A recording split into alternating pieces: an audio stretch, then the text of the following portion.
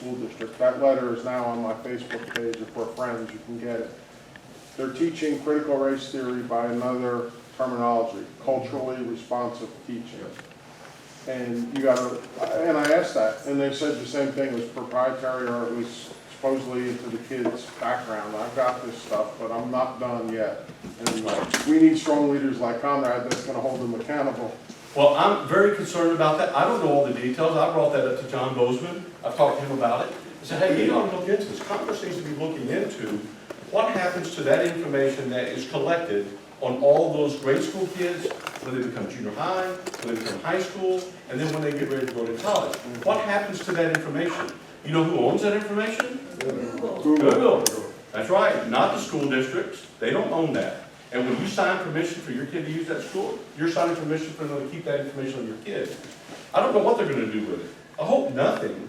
But it seems to me that they are trying to change this country. Wouldn't it be a wonderful thing for a university that's more liberal to, before they let a kid in, pay for information that will show how they've answered questions all the way through their grade school, high school, junior high years?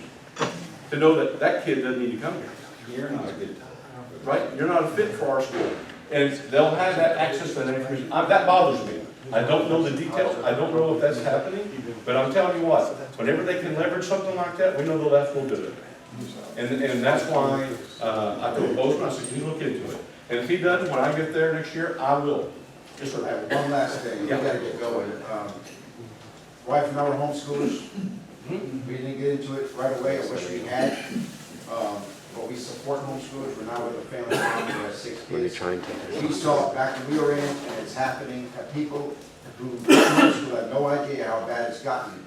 But we're even in a conservative state like Arkansas, the state is extremely antagonistic and makes homeschooling extremely difficult for some people, especially when, well, they can't take every case, and there's a lot of extenuating circumstances, especially with single moms who are trying.